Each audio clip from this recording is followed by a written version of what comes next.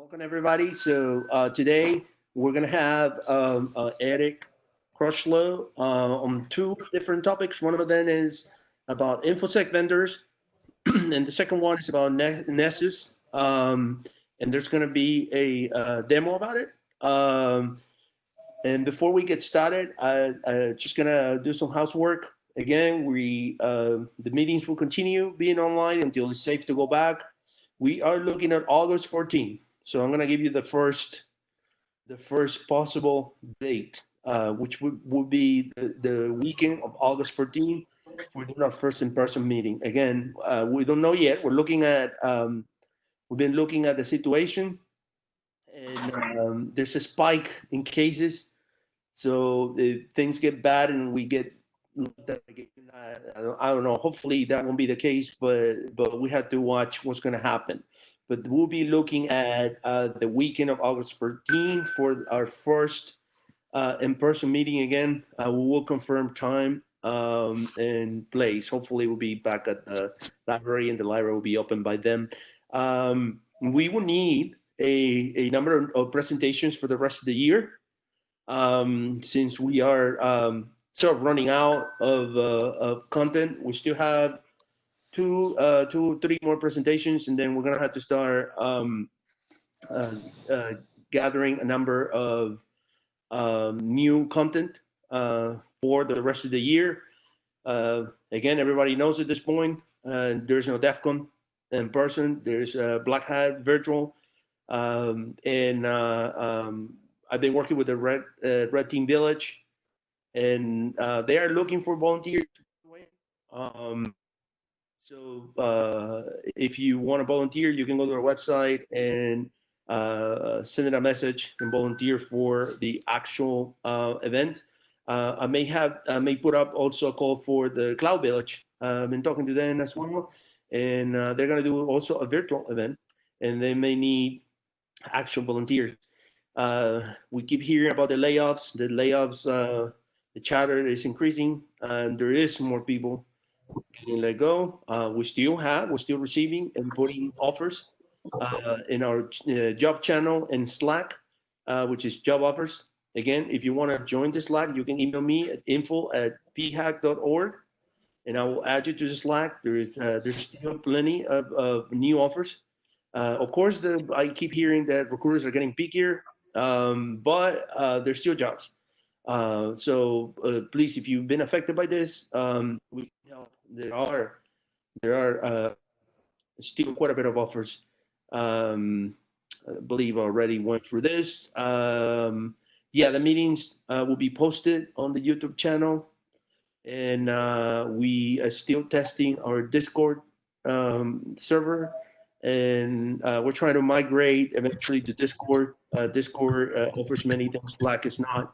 So at this point, we have the 2 of them, but we had so many people that we're waiting for most of them to start using it, and then we'll migrate. Other than that, again, if you wanna get the actual invite to Discord, join the Slack, and then I'll be glad to send you an invite for the Discord server.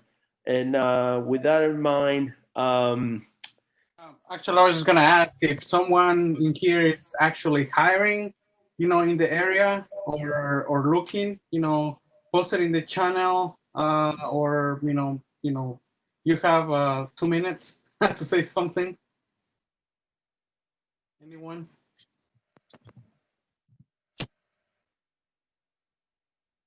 if anybody is hiring or and would like us to share their jobs, we're glad to share them and try to help those who are looking for jobs.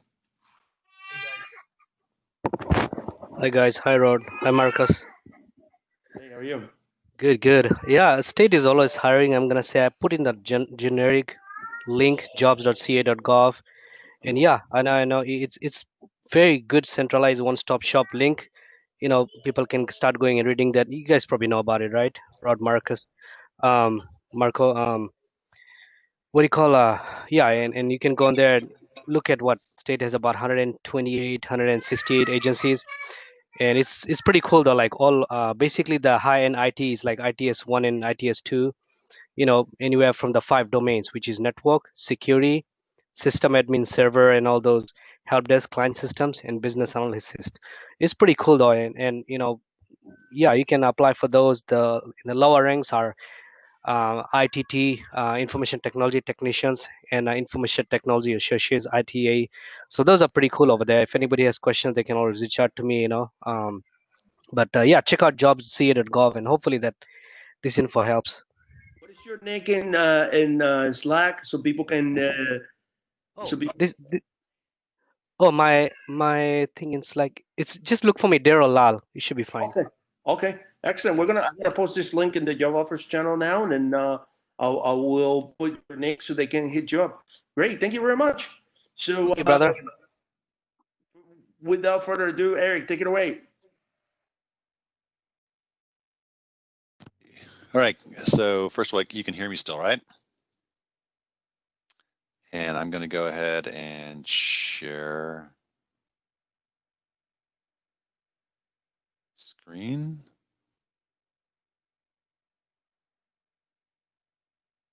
All right. Hey, Rod, just confirm you can see my screen. Is everything working? We can see it.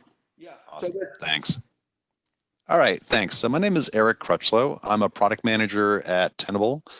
We make Nessus. If you're familiar with that product, that's probably the one that we're most famous for. The founder of the company and the inventor of Nessus, Renault, is still with the company, very much so, and wants to contribute and give back to the community as well. So what I'm going to do is first, I'm going to talk about what I call care and feeding of your security vendor, or dealing with the salespeople as they come after you, and give you some of the insights. One of the things that I had done in my career here is I worked as a security engineer or a sales engineer for quite a while and really know the ins and outs. And there's some good things to learn. There's also some things from the standpoint of, okay, if you're going to engage with people in sales, what's the best way to get a good price, make sure that you're not wasting your time, not making sure that you're wasting their time. So what this first part of the presentation is going to be is how do you do that? And then the second presentation I have is using one of our products called Nessus Essentials, which is a free version of Nessus for doing scanning. And we can get a little hands-on on that. Please feel free to ask questions and such. I'll definitely have a moment at the end where we'll go through that. And I'll give you my contact information if you want to just follow up and shoot me an email or something like that.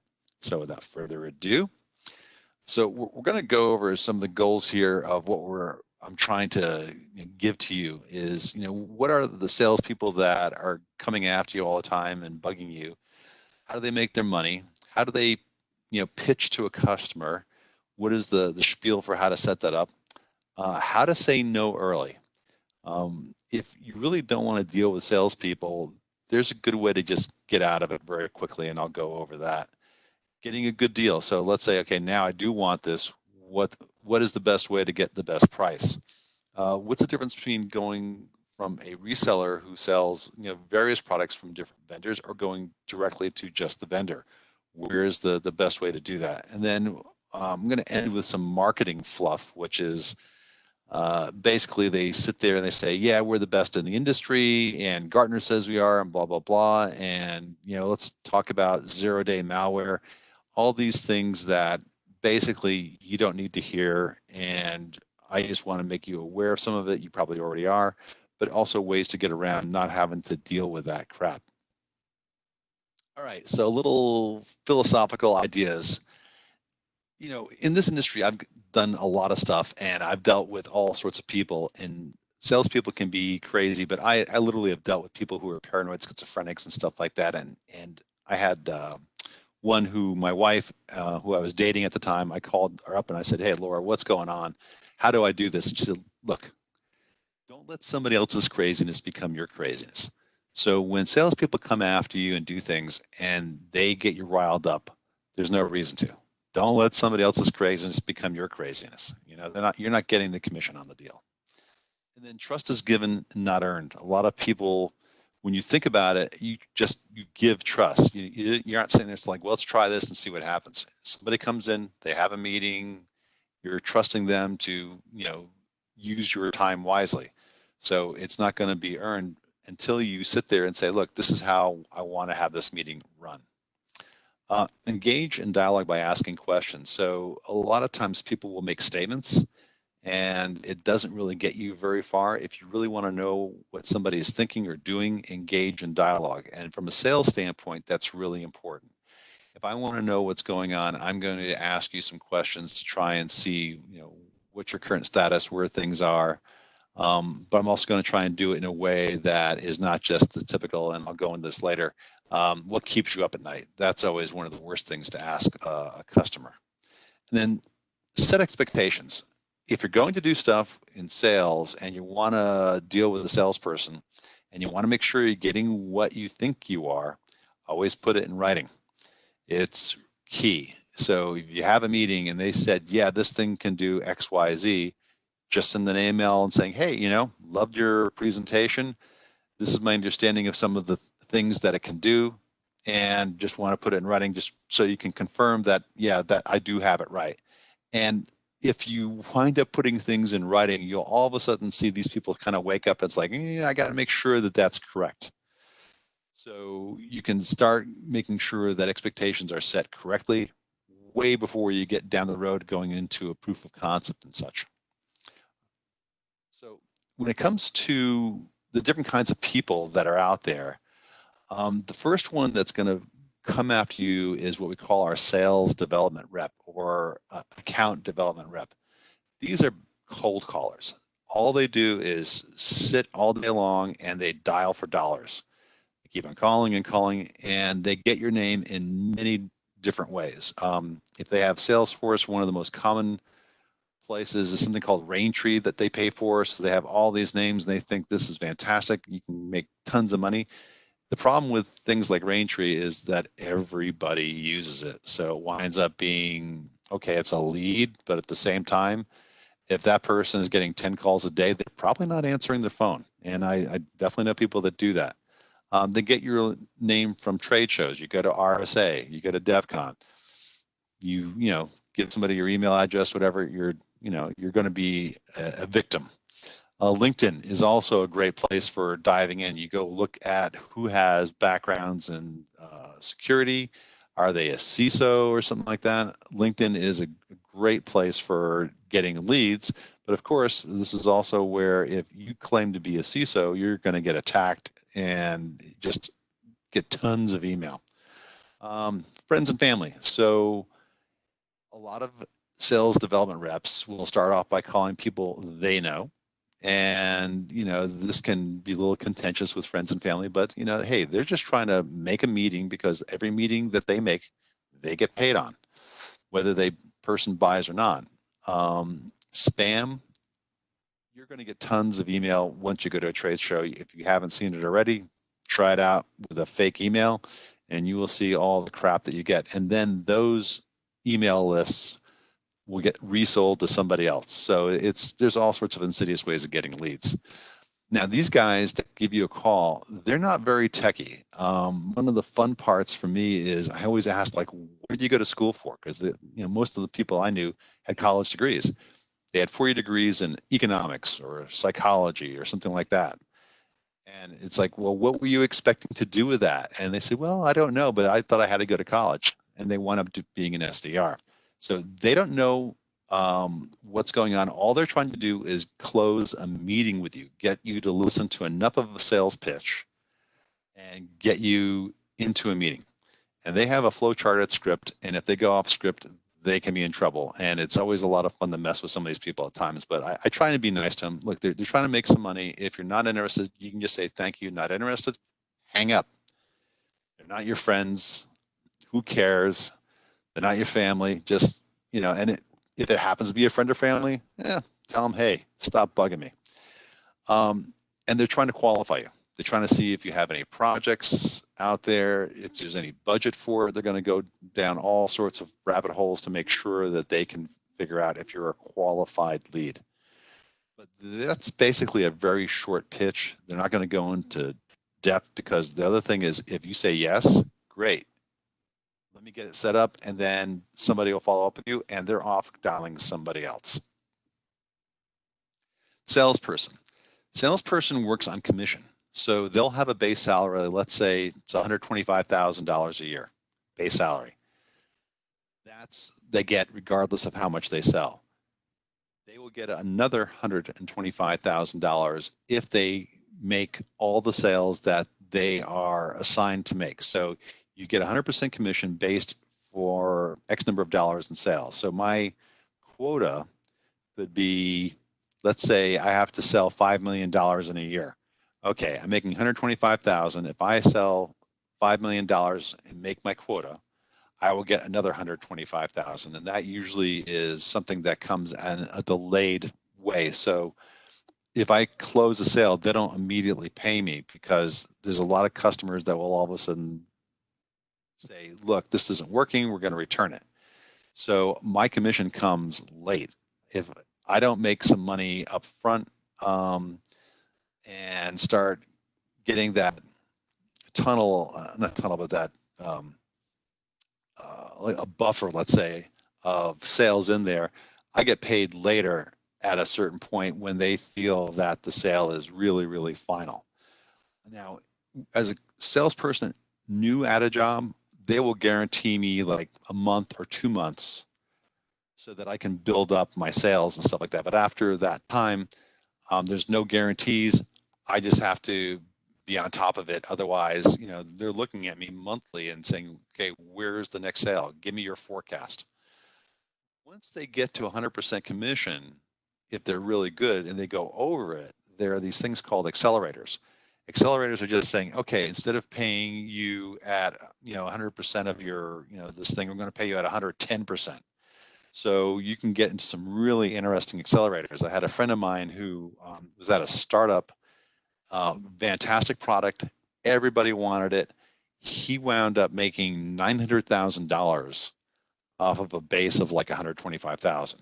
So he just ended. The salesperson, of course, at 50-50, they made over $1 million and were going crazy. They were having a good time.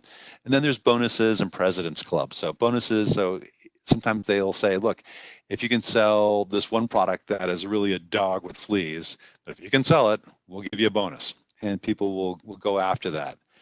President's Club is basically the top salespeople every year at a company will go to some fantastic place like Aruba, Hawaii, New Jersey, who knows, and they'll go ahead and have this great time. The only problem with that President's Club is it's also partially you get together and work, and if you get too drunk, you got to be careful what you do and say in front of other people. I had one friend who got fired because he decided in the middle of the night in Aruba to use coconuts in the hallway of the hotel and try and play bowling pins with champagne bottles.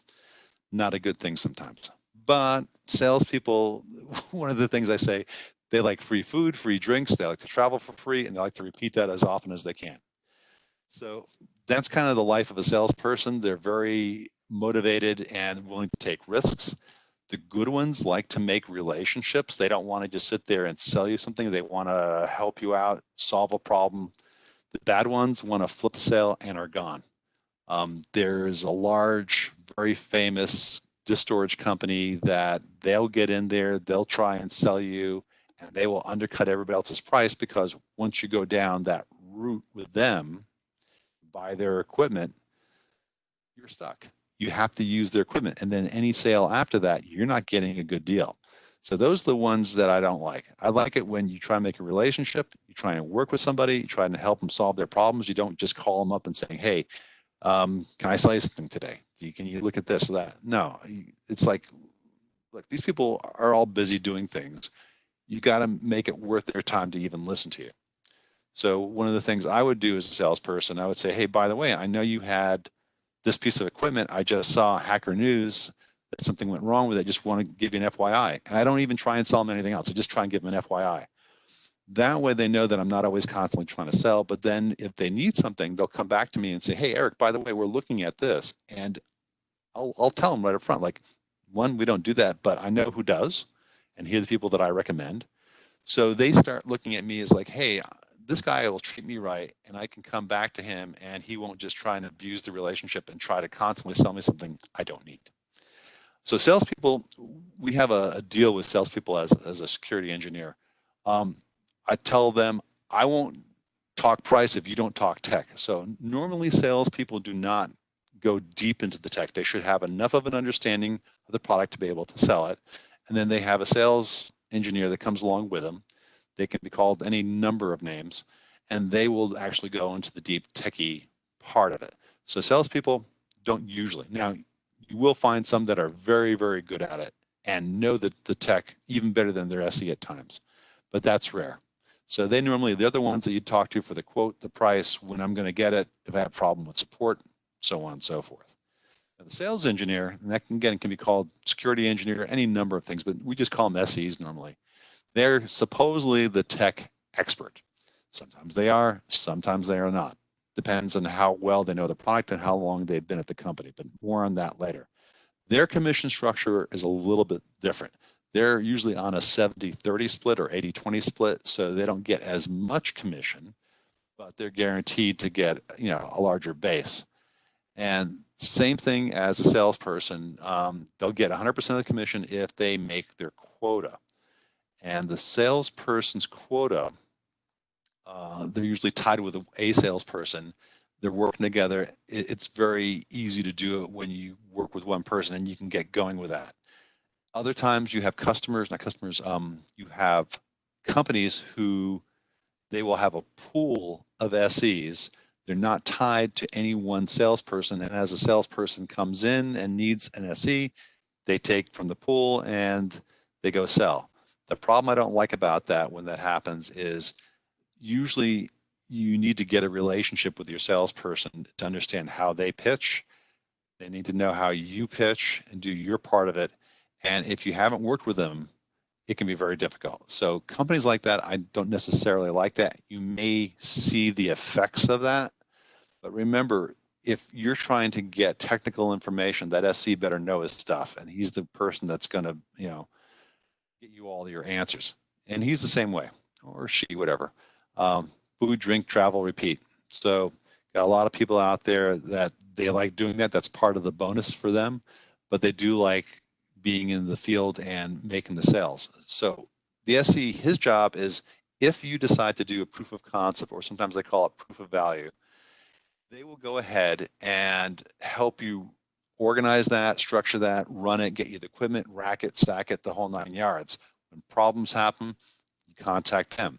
Now, they should never talk price. And if you want to have a little bit of fun, you can always try to push them to see if they'll give you the price, especially in front of the salesperson. But, be nice. They should not talk price. Salesperson should not talk tech. Now, if somebody gives you a call and they're saying, hey, we got this great firewall that we want to sell you, and you already got all your firewalls, it's like, look, I'm not interested, thank you. That's a real easy one to do. But if somebody calls you and look, hey, this sounds kind of interesting, number one, were you even looking for a solution like that? FireEye would be a good example. It's a sandbox solution. You basically tap the wire, you look at the data coming through, it can sandbox and stuff like that. Maybe it works, maybe it doesn't. The bottom line is, are you even looking for a solution like that? If you're not, okay, is it fit in any project that you currently have? Don't know. But the key is going to be, even if this is of interest to you, do you have budget for it? All right, you can say, look, give me the 3-minute pitch. I'll consider it. And if I'm interested, I'll set up a meeting later, but right now I'm not. Just say no. And they're going to be obviously a bit pushy. Bottom line, if you want to, hang up on them. That's what phones are for, right? No problem with that. Emails, same thing. You don't have to answer the email. Now, if you have something you're interested in and you want to go ahead and get a good deal, make sure that you understand what the budget is, what your projects are, what your needs are. Do you need this thing? FireEye, when I was first selling that stuff, nobody understood the technology. But once they understood it, one of the most common things that came up after we spent a lot of time was, well, I don't have any budget for it this year, but I can consider it next year. be upfront with the salespeople. Just say, hey, listen, this sounds very interesting. I don't know if I can justify it right now, but our budget cycle is happening in June. And if I can do a POV at that time and go through it and make sure that it does what you say it does, I can then go and pitch for money for that and get it budgeted. This way, you're upfront with the salesperson. They can understand and get the expectation of when things are going to happen. And there's no like, hey, wait a minute. We went through the POC, it met all your criteria. What the hell? Buy the thing. So the problem is, if you don't have that part of it, you don't need to deal with it. Just saying, hey, look, I'm not the one that with the money. The CFO is listed on the website. Go call them. I always loved doing that. The CFO always hated me. But I just said, no, I don't want it. And a lot of times I would just make sure that I never gave out my number. I always had a different number that I used internally for people. Made my life easy. Resources to complete. Here's a big one. I do have the budget. It's something I want to put in. It's not a trivial project and I need some resources. Do I have them? The worst thing for me had been I made a sale. They wanted to do it, not make a sale, but they wanted to do a proof of concept. It's like, okay, who are the people that I'm going to deal with to get this racked and stacked and set up and running? And they said, well, let's just set it up for next week and come in and we'll find some people. And I hated hearing that. So if you're going to commit to this, you need to have the resources, you need to have the time. You don't want to waste salespeople's time. You don't want to waste your time, because if you don't have that people up there, you're going to be in trouble. You're always going to wind up having all sorts of issues. The worst thing is, like, when I used to be in professional services and I would fly out to like Houston or Dallas, and it's like, we gave you a day of free professional services to install this product, and they didn't have the stuff racked. They didn't have a knowledge of where things went. And it's like, you just wasted your day of professional services. Now you're going to have to pay for it. And of course, that always started an argument. I gave it to the salespeople. It was ugly. So if you're going to commit, be ready to commit. Have your resources and time and know what you need to do to get this thing working successfully. So on the other side of that, let's say I do want to talk to the salesperson. Let's say it's a firewall. I want to go talk to you about the firewalls and stuff. The one thing that generally never, ever happens is I never see a prospect contact the salesperson and saying, hey, before you come out here, here's some things I want you to know. So first of all, if you have an RFP, obviously you will share that with them. But we want to go and say, look, we know everything about security right now. We know what the current landscape for threats are. I don't want to hear all that stuff. We're very interested in talking to you about these aspects of the firewall. This is what we need. So can you focus on that? Again, put it in writing, shoot them an email, and then also include what you're not looking for. So sometimes people, if you know they're really big on SSL VPNs, for example, and say, look, we already have a solution in that area. We're happy with it. We don't want to deal with it. We want to deal with this part of the firewall stuff, application firewall, maybe, web application firewall, whatever. It's like, that's what we're interested in. Then also make sure you tell them what the goals are. And I'll go over that more a little bit later. Sometimes people give you the solution they think they need rather than giving you the goals of what they're trying to attain. And if the salesperson knows what the goals are, one of the things they're going to do is they're going back into their company and they're going to go ahead and talk to everybody that is an expert in that area to help architect a solution and be able to get you some good ideas. So leverage that. You'd be surprised at how much time I've spent in preparing for a sales call because I knew they had certain needs, and I would talk to some experts in the field there and get that information set up so that they would could think about, here are the different possibilities, whether it is my product or is it, take this product and then add this to it, because that's really going to give you what you want. I've seen deals made, multi-million deals made, where somebody came in saying, I need to do this, this, and this. And when somebody said, well, what are you trying to get at? It's like, oh, I'm trying to get at this. And then there was a new solution. They were able to, have a discussion and a dialogue and a sale was made, when before the salesperson was thinking, this is a waste of time. So always try and talk about goals and what you're trying to solve. Maybe you have some solutions, great, because it gives you an example, but then let them come up with some of the other parts of that for you. Right. All right, so do your hacker homework. Okay, all you social engineering and hackers, going online and doing reviews. Nothing like saying, what's going on with that company and what's going on with their product. Now, magazines like SE Magazine, for example, I've rarely seen them ever give a bad review. Why? Because how do they make their money? Through advertising. If they're going to go and give bad reviews to a bunch of vendors, those vendors aren't going to advertise. So you got to be careful when looking at that and taking it for what it's at. Read that, understand where they're making their money, do the reviews, see what other people say. Glassdoor, if you're not familiar with it, go check it out. What I like doing there is looking at people and seeing if they're saying the company has all sorts of problems. So I'm quitting because they don't pay my commissions right, or their support really sucks. This is a great way to go and look at what's happening on the inside and getting some feedback. LinkedIn.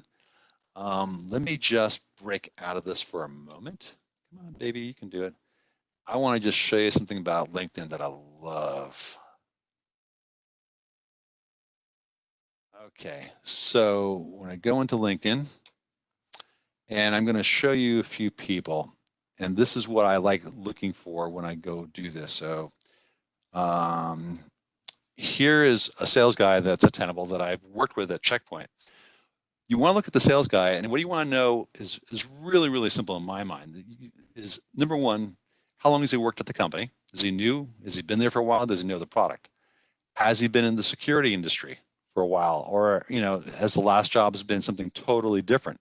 So you want obviously somebody that has a good background in the industry, somebody that knows the stuff that can really help you understand, how it fits with you. But if they've been at other places like selling pharmaceuticals or something like that, it could be a waste of your time. The SEs, on the other hand, this is one that he was my mentor at FireEye. This guy is fantastic. Now, what I'm looking for here is, again, the same thing. What kind of background does he have? Is it in security? How long has he been there? And some of the other things I'll look at when I go down here, and this is kind of key. What are the accomplishments that he has? Now, in this case, this is one that is really interesting because, as you can see, those things where I was talking about President's Club, he's been at President's Club. He's been nominated SC and won SC of the Year award multiple times. This guy is really, really smart. He knows his stuff. When he comes in, he can answer all the questions. This is the kind of SE you want coming in and talking to you. He won't waste your time. So that gives you some interesting background on those people and gives you a better idea of, is it worth your time to meet with them? All right. So do your reviews. If you have other places to go for, because you want to know, is the company good? Are the people that are coming to me going to waste my time, or do they know what they're talking about? Classic pitches. This is the stuff that I hate. Every corporation that I worked at always had a pitch deck, and it always started off with, we're a company that's been around for 10 years. We've got 5,000 employees. This is the state of cyber threats. What keeps you up at night? Everyone says we're the best. It's like, dude, I could care less. And I would take that pitch deck and I would just cut it up. And it's like, hey, look, I'm there. I don't have much time. I need to make sure that I'm focused on my customer and what their needs are. If you talk to your salesperson beforehand and write them an email saying, hey, listen, we see a lot of people coming in and giving us pitches and telling us about the state of cyber threats and stuff. Look, we live this every day. We know what the cyber threats are and stuff. We really want to just see your product. So please, please look at your pitch deck. When you come talk to us, please address our needs. You don't need to tell us what's going on in the industry. We know all that stuff. If they don't listen to you, that is the red flag you want to look for. And that's where you say, wait a minute, I just asked you not to do this. Why are you doing this? And I've seen this happen many times. And I also saw one of the founders of a company actually tell the prospect, this is the way we're doing it. You need to hear me and you need to let me complete what I'm saying. Please don't interrupt. And I'm the SE on the call and I'm sitting there. If it was my salesperson, I would have basically gone over there and, hit the knucklehead over his head and tell him to shut up. But he was the founder of the corporation. I couldn't do anything about it. Life's rough. But look, this is a good test. Tell them what you want up front. Tell me you don't want to hear this. Tell them focus on my needs and see what they do. Great little red flag right off the bat. Okay, do they listen? I have a boss who told me one time, Eric, you're talking too much. God gave you 2 ears, 1 mouth, so they want you to listen twice as much as you talk. So I got it. Are they listening to you? Do they have good communication skills? Have you communicated your needs properly? Like what I was talking about before. I need an SSL VPN versus, look, I got a bunch of people that are working remote. I need to secure their access into my environment. What do you have for me? Now, giving you an example of SSL VPN is fine, but help them understand what your problem is and let the salespeople try and help you solve your problem. Like I said, they've got a lot of resources that they can call on, and they may have some very unique ideas. Okay, time wasters. I'm from the East Coast originally, and I don't know how many of you, where you're all from, but back east, we don't waste time. We get to a pitch, we talk, we are not trying to make friends. In California, where I am, I have seen so much like, how was your weekend? It's like, I just met this guy. I don't know his weekend. Honestly, I don't care about your weekend, okay? I don't know you. But they get into that pleasantries and you kind of have to go through it. Okay, so being nice is fine. But I would say, look, be respectful of people's times and make sure that they're not sitting there going around trying to be your friend, because that's not a way to make a deal, right? You can always steer the conversation saying, great, can we hear some of the things that we want to hear about today? Do you have your presentation ready? So you can always steer conversations the way you want, especially if they get too off tangent.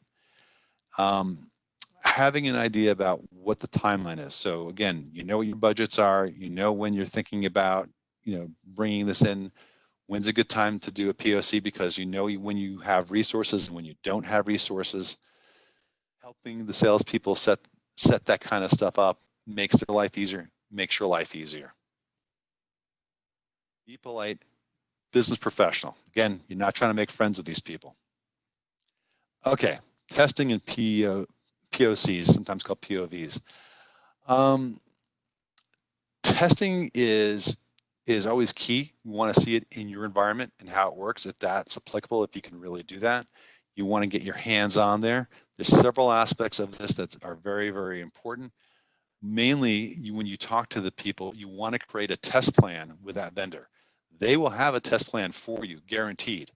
They will orchestrate you down the right path if that is what you want them to do. They will say, I got this, this, and this. FireEye with the sandboxes. I would put it in and I'd say, look, our first part is we're going to let it go for a week, see what we catch, what we don't catch. If we're not seeing anything, we're going to go ahead and do active testing, which means I'm going to send malware down. I'm going to show how I'm going to bypass your firewall. And they love that. It's like, we got Palo Alto. This is the greatest thing in the world. It says, look, I can bypass it in 3 seconds. Let me show you how I do it. And then get the malware in there. So we would have a test plan and we know how to deal with it. But it's best when the customer also says, look, here's the kind of things we want to see. Here's our environment. Tell us what's going on. And make sure that you work with that together, because a lot of vendors will go down a certain path and saying, look at here, this thing works great because I put this down here and it worked in this way. It's like, yeah, but that's not, I don't understand how that's real world. Help me understand. Let them explain that to you. And when they go on and talk gibberish, you can just cut them off and says, let's do this kind of testing. That to me is always the best thing, is you want to make sure you test what you want in your environment, talk with them about it, make sure that it's realistic. That's going to be the only key you're going to have to worry about. Vendors are going to try and control that as best as they can. I learned so many ways not to do a POC And I do try and structure it, but I also try to make sure the customer understands what I'm doing and that they agree that this is a valid test. What is success criteria? And this is going to be the key point of a POC, because if you meet the success criteria, great, now you're going to buy, right? So what is the success criteria to you? Does it meet the technical stuff? Great. If it meets the technical stuff, then go ahead and say, okay, look, now we talk about price. We're also going to do some other checks, references and things like that. Part of the success criteria could be your reviews of different aspects of that company and saying, look, yeah, POC was great, but by the way, I checked out your support and nobody likes your support. You don't get back to them and stuff. And this is a very complicated piece of equipment. If I can't get support on it, it's just dead equipment to me. So scheduling and check-in meetings, make sure there's a schedule to this. If it's going to be a POC that's going to last for 2-3 weeks or even more, make sure there's a schedule of meetings, what is supposed to be done by whom, so that you meet these deadlines. And the key to this is you don't want to waste your time, you don't want to waste their time. The worst thing is to have it racked and stacked sitting there and nobody does anything with it. If you're going to go through this process, make sure you have the resources, make sure you know what the test plan is going to be, and know what the timeline of when you want things done. And if the success criteria is met, you buy. That's why you want to set what that success criteria is. And it isn't just the technical aspects of it. It could be, hey, we got this, we're also going to review other aspects here, and that's part of our success criteria. Oh, by the way, I saw somebody pull up proof of value. Yeah, I hate the term POV because quite honestly, I've seen it enough in porn. I've had to do web filtering and sell web filtering and content and look at stuff, and I always hated that term. I like proof of concept that people want to say, but it's really proof of value. I said, dude, that's a term they use in pornography. Go Google it. So sorry, a little bit of a sideline. Test support. When I was a director of IT on the other side of this, where I was buying stuff, one of the things I was notorious for was I would do a POC and they would say, well, part of the POC is if you have any problems, just contact us and we'll help you. You really don't have access to support. And I said, well, I'm not going to do a POC unless I have access to support. So if you want me to even consider it, I need to be able to call in and try it out. And if they said no, then it's like, okay, fine, bye. I didn't even have to bring their equipment in or have much of a talk. I could do that on the first meeting if I was thinking about it, saying, hey, do we have the ability to contact support? Because it's one of the things I want to test. And I loved it because they always hated me for asking that. But you know what? If they're not willing to let you do that, tough cookies on them. You've got a very complicated piece of equipment. It may cost hundreds of thousands of dollars. I'm going to test everything, period. So use those social engineering skills. That's not sales engineering. You use those social engineering skills when you call support and act like you don't know too much and see how well they guide you through and how do they treat you.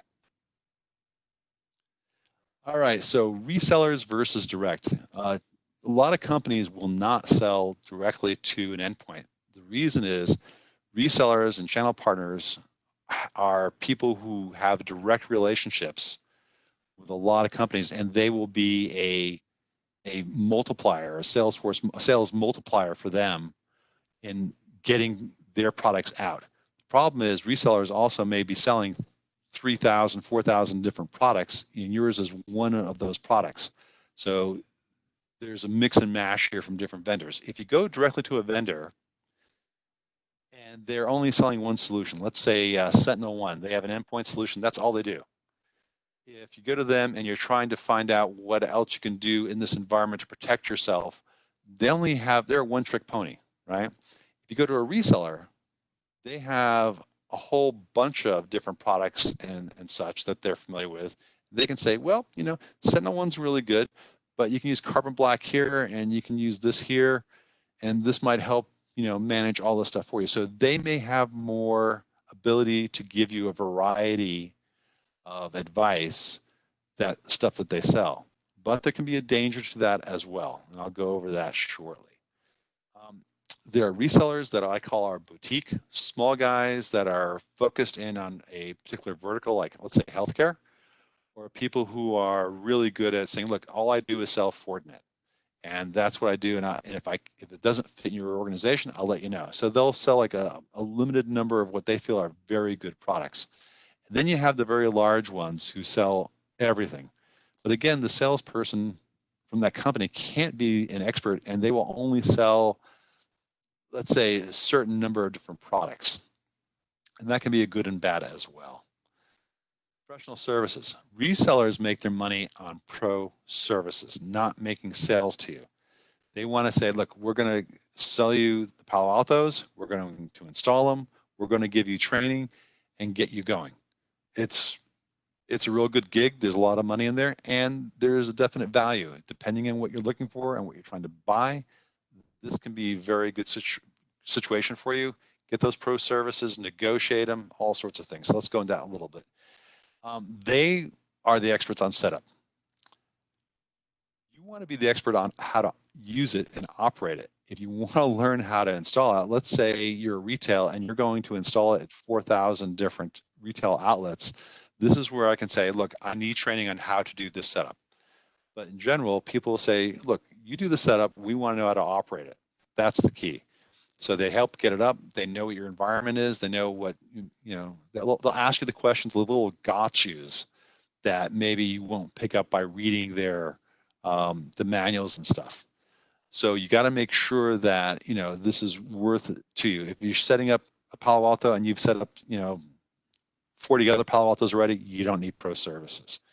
But if it's something that you've never done before and it's going to be a non-trivial installation, you want to look at pro services. It's something that can always be negotiated as well. So anything is up for negotiation. If you do pro services, statement of work, everything is in writing. So going back to what I said before, read that statement of work, add in anything that the salesman said, yeah, this thing can, process 100 gig of bandwidth data coming down, no problem. Everything will work 24 hours a day. Put that in the statement of work.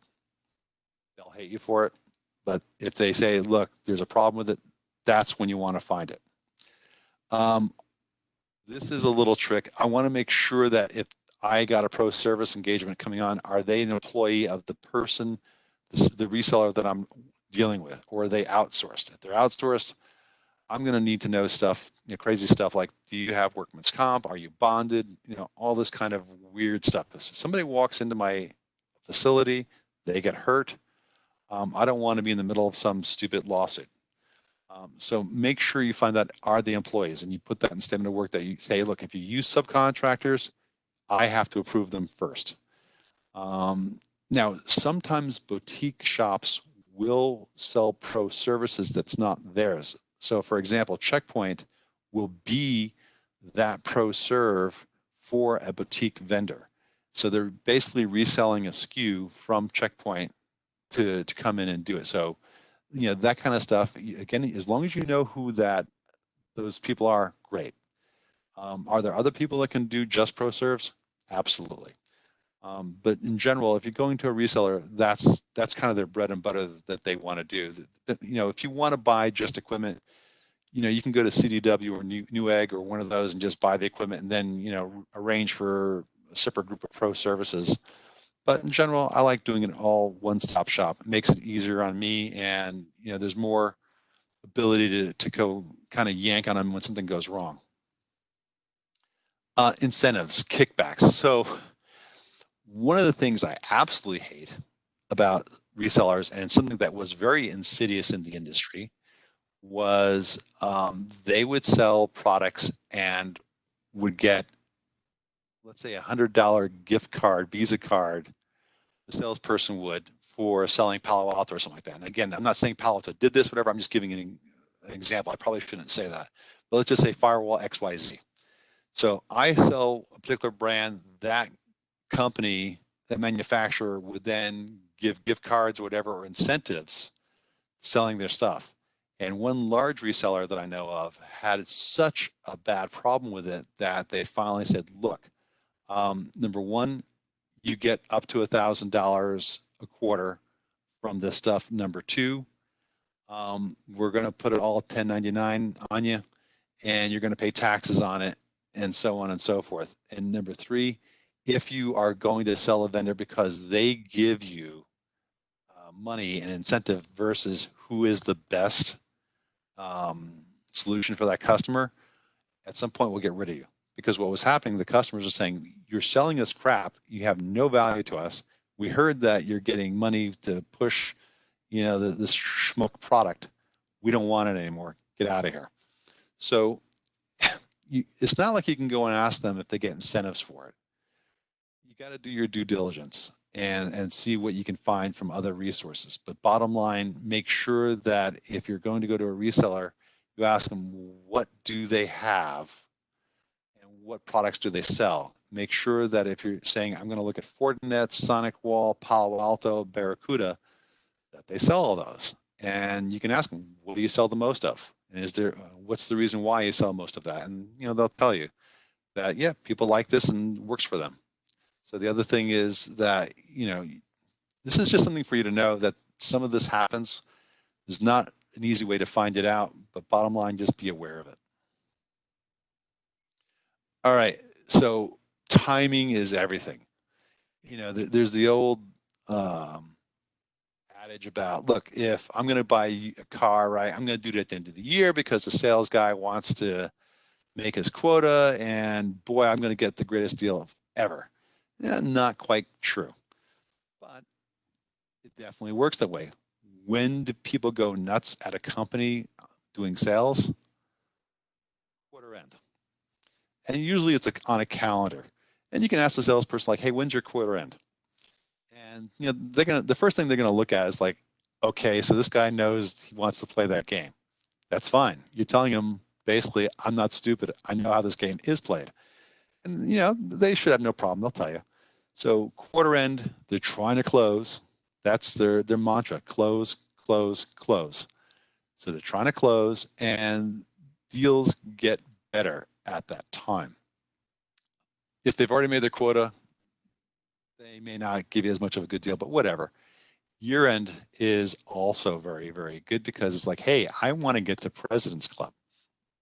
So how am I going to make this deal here? And then also seasonal. So you may think year end, is that the best? For me, the biggest problem in doing a proof of concept was doing it during summer months. So June, July, August were awful because there's always somebody taking vacation. That was the person that's in charge of, XYZ resource that I need. If I need a rack and stack, that person wasn't there. The person that signs the PO, they're not around, they're on vacation, so on and so forth. So seasonal can be a challenge. And if you can find a salesperson that's like dying in June, July, August, like, I got to make some sales here because I have to make my number, sometimes they'll cut you a good deal because of that. So work with them. You say, hey, look, I want to try and get the best deal that I can. I know it's quarter end. What can you do for me? If I can get this PO signed here, how much can you do for me?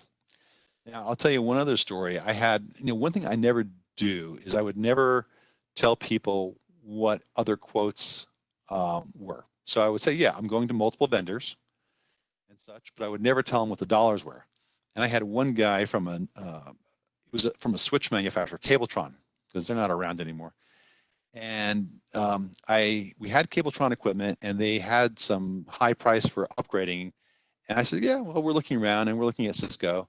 And they said, yeah, well, what kind of quote are you getting? I said, well, I can't give that out, but I'll tell you, you're off by quite a number. You're off by about 20,000. So I was kind of lying.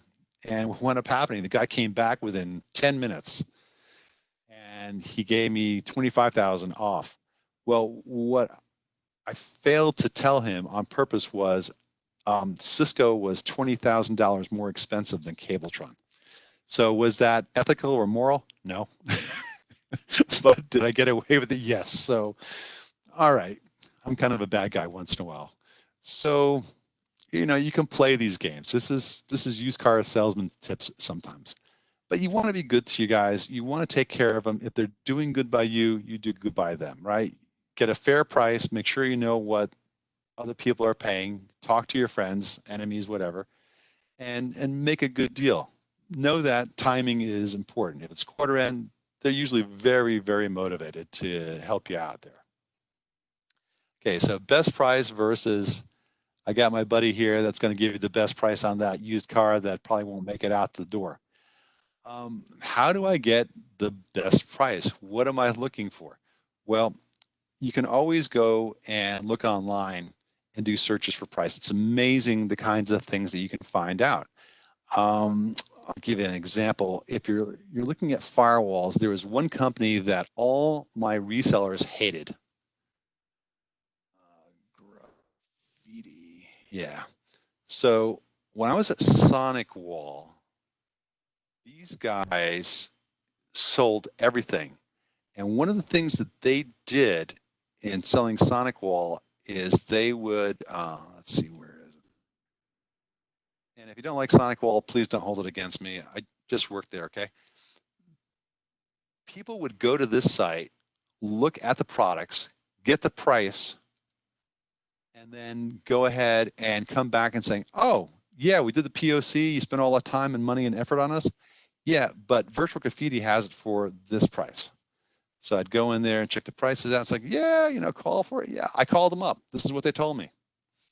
So hated these guys because they'd always ruin deals. But what they would do was at quarter end, they would come to SonicWall and say, I've got $1 million to spend to restock and replenish, you know, the stuff that I've been selling. And I want 40% off. And they would get 40, 50% off because SonicWall would do it.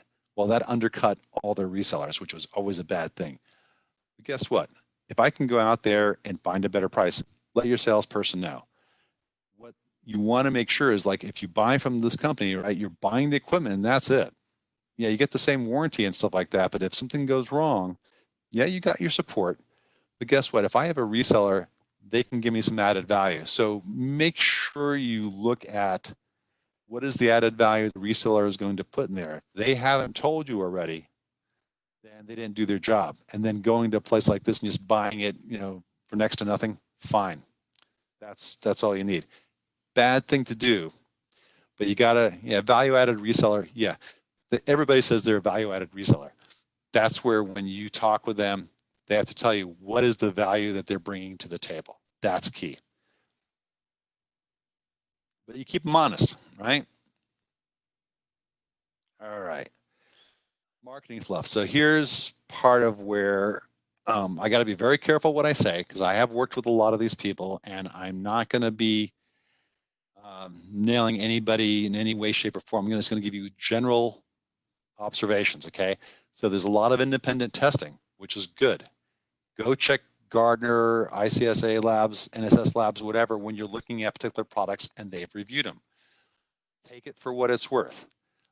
There have been testing labs, and I'm not naming anybody here, okay? Not who are listed here.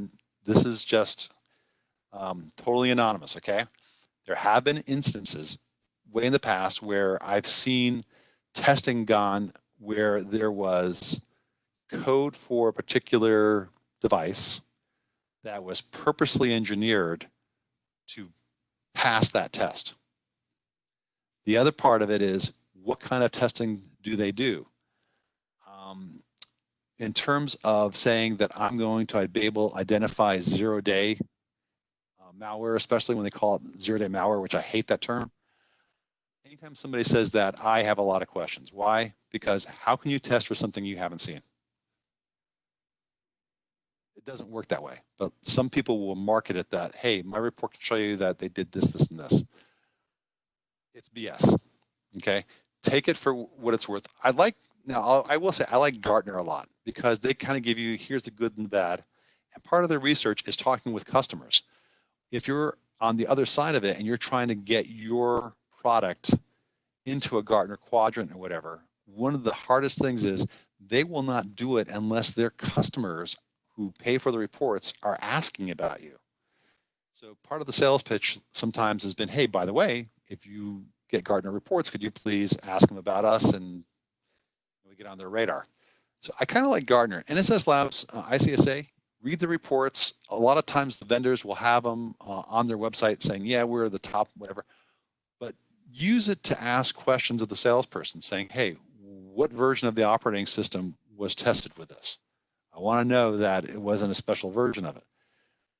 If they tested with that, and SS Labs will do, if you look at the stuff, they'll always say, we were testing with this version of the operating system. Ask them, how did they test zero-day malware? As a matter of fact, what I love is I will ask them, what do you mean by zero-day malware? Malware, by definition, is polymorphic, which means it constantly changes. So there's no such thing as zero-day malware in my mind. Now, if somebody keeps on saying that, if they tell me once or twice, I'll let it go because I don't want to get into an argument with somebody and get into, who's the expert session. Not worth it. Bottom line, ask them how these came about. What tools did they use? When I was at SonicWall, we were getting private testing by NSS Labs because we want third-party independent testing, and we actually helped them out using different devices called Ixia, Breaking Point. We actually helped them learn how to use those devices back in the early days when they were literally running out of a garage in Austin, Texas. And so it was very interesting to see how their testing came out. So know what's tested, trust but verify. That's always a good way to put it. Saying, yeah, that sounds good. You're in the upper part of the quadrant. That's great. But let me verify, what conditions were they testing? How were they doing it? Does it make sense to me? Is it germane to what I'm doing?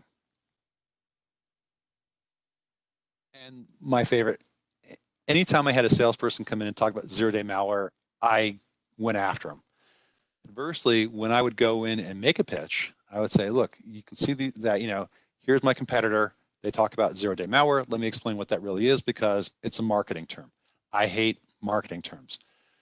Try and do this up front with a salesperson. When you write that first email saying, hey, what our expectations are is when you come in, also please be careful about the terminology you use. If you're going to say zero-day malware, we know that this is a marketing term.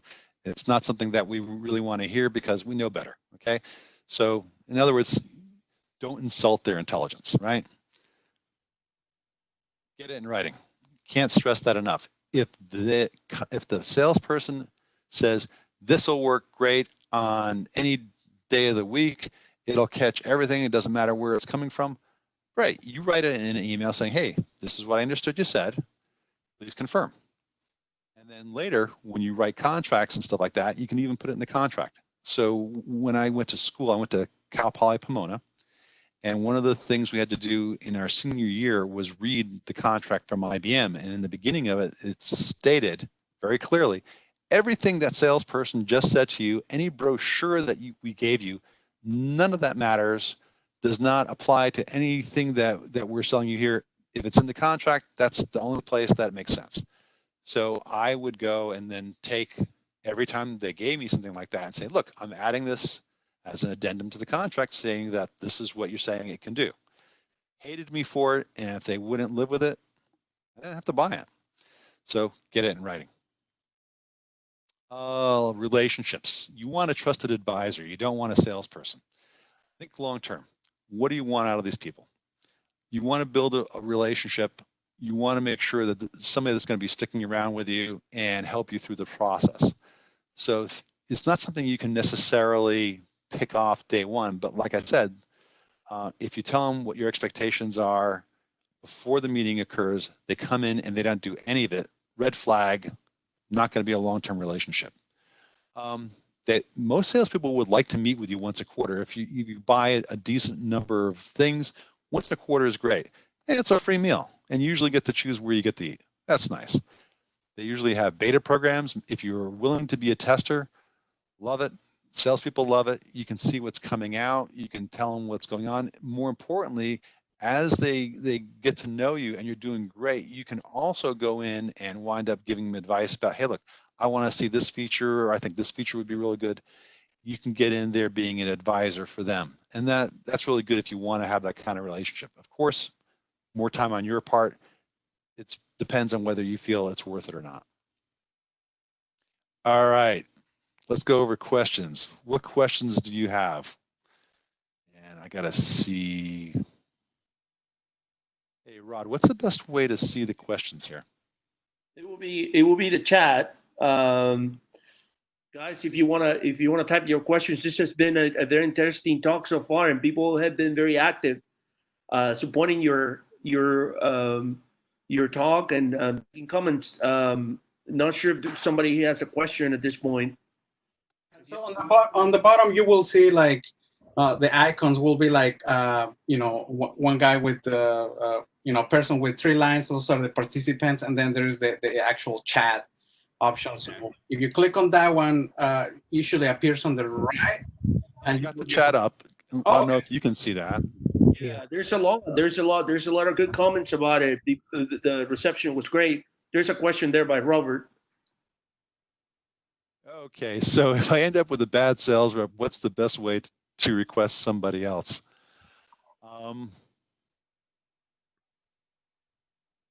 Just call the company, tell them you'd like to talk to somebody in sales, tell them exactly what's happening. Like, I'm not really happy with my sales rep.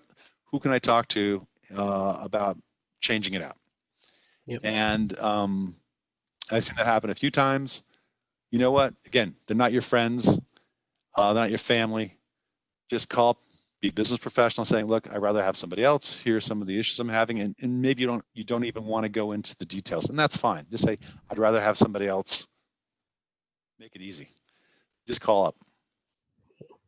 Let's see here. To echo Eric's early suggestion, getting the PO signed has huge leverage. To that end, never identify as having independent purchasing authority. Yeah, if we're always going to ask you who can sign, who can do the PO, because at some point, as we get into it from a sales standpoint, if we're putting a lot of time and effort and we've put $1 million piece of equipment into your organization, we kind of want to know who is the person that can authorize this and get it signed. So at some point, you have to say who that is. And you can always say, look, you have to go through me. This person's not going to meet with you. I'm the one that goes to them, and that's fine. You know. Let's see. And maybe Ryan, you can go through some of this stuff too, and tell me what you like to. Yeah, I wanted to speak my question out. Please. Okay. Hi, Eric. Yeah, I was sharing with Ellen earlier about my experience with AWS because my environment, we're building AWS, so we have a sales executive and then also a solutions architect. So, and you know, benefit of doubt, right? But then again, sometimes you have to have that other mind of being a little skeptical about, are they really honest with you? Are they taking you the right channel? So there's this thing called Control Tower in AWS, which is fairly new. A lot of people are learning about it. So some of my friends who are experts in AWS, they kind of told me that my environment, because of our business size, we don't need Control Tower. But when we did our initial, configuration, our AWS sales executive and solutions architect, they kind of made us go the Control Tower route. And we told them, like, we're not sure really whether we need this route or not, but they kind of just steered us towards that. And and they kind of like gave me a little wall between me and them. And my boss, I think, kind of feels that way too. But we're just giving them benefit of doubt, and I'm not sure if I should trust them. And really, I'm not really sure if they're there for us or not. If kind of like, it's a very tricky situation. I mean, if you're me, what would I do? I am taking some measures. For example, like, another state agency, sister agency, we can have a conference call with them and learn from them their lessons learned, talk to their solutions architect. I'm sorry, their enterprise architect. But that's my situation, my dilemma we have at AWS. So I wanted your thoughts. So I would go a few routes. Number one, I would ask them questions and saying, okay, so I'm seeing this, and this, but I'm honestly, I'm not very comfortable feeling that this is the right solution. And I'd like to know, answers to these questions. If you gut tells you something doesn't feel right, it's not right.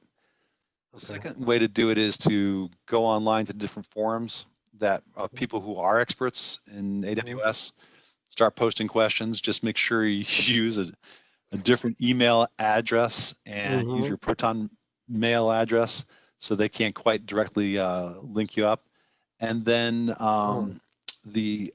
if there's a lot of money on the table, Yes. that's where it may be worth saying, look, we're going to bring in a third-party consultant and have somebody consult for an hour, 2 hours, whatever, to see if this is the best solution. Because normally if you can get an independent consultant that's like, look, all you're doing is giving me advice, you're not making any money on the sale whatsoever, right? The only reason that they're even going to possibly come back is because they gave good advice and will use you again later on. That's where you say, look, I'm just getting a second opinion, right? You don't go to the same doctor for a second opinion unless he has multiple personalities. And then, you know, I don't know if you really want to do that. But I would say consultant, forums, other people you know, but go with your gut. If it doesn't feel right, then you know you got to tell them. You know, I'd be very honest with them, saying, look, I'm not feeling very comfortable with the solution. It doesn't sound right. Can you help me understand X, Y, or Z? The more you can define the question as to what's really bothering you that they can address, that's always going to be good. But the problem is when it's something that you don't know, it's like, yeah, you're telling me I have to use this, and I really don't get why. Yeah, exactly.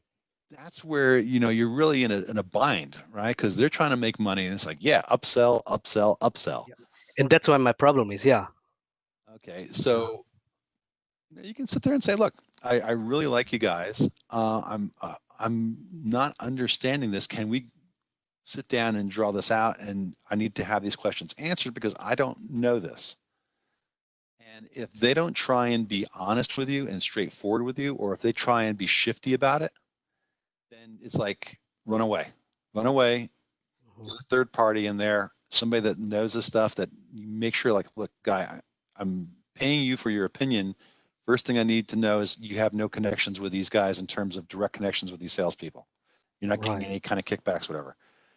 Find some other person, and more importantly, all you're using them for is a consultant, not potential sale.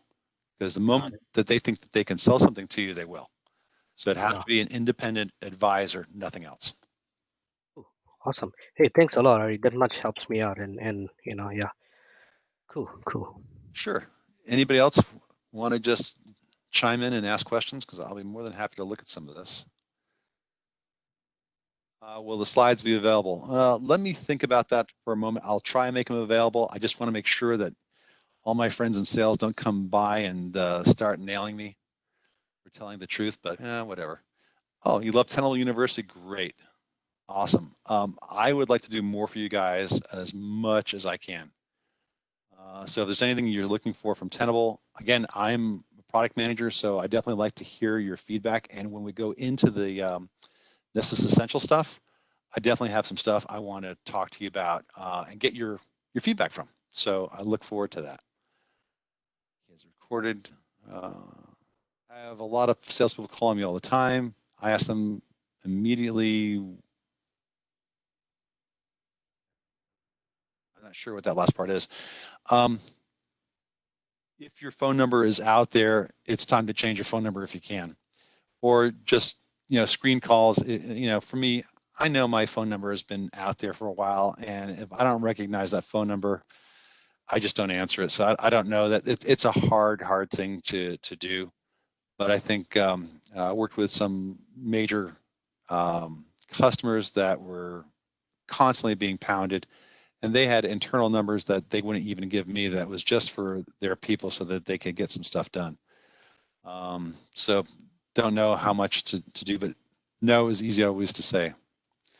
What do you need? It throws them off guard, and they will tell me what their product is, usually immediately, and then I can decide if I want to. Yeah.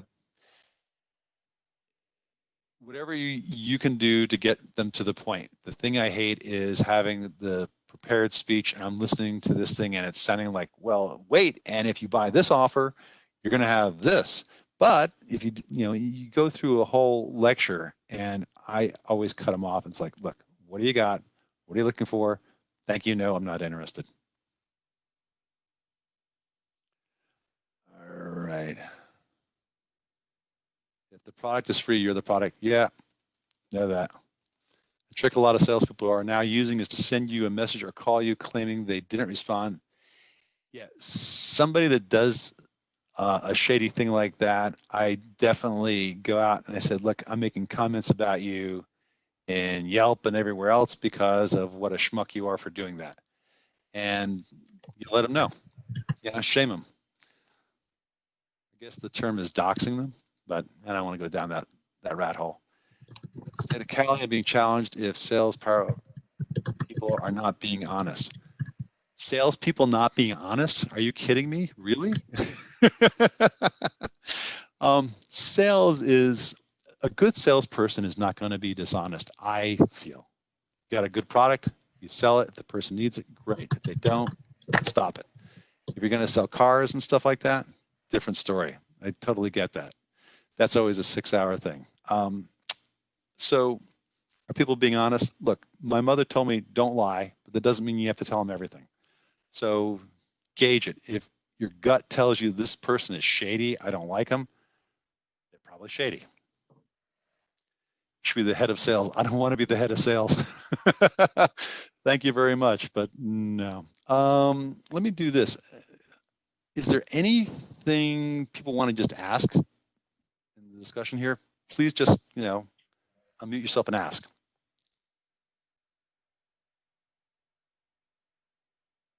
Yep. All right. Got a lot of good comments here, but Rod, go ahead. Yeah, would you like to go for the break and then start the Nessus presentation, or would you want to? Sounds good. Let's do that because I didn't realize I was going to go so much in time. This is great, but yeah, let's take a little break, and then if people want, I'll stay on the line if people want to talk while you're taking a small. Let's see. Right now it's what, 3:25. 3:30 we start. Yeah, let's start at 3:30. I'm gonna stop the recording for now, and then I'll start it again once you start. Great. Aren't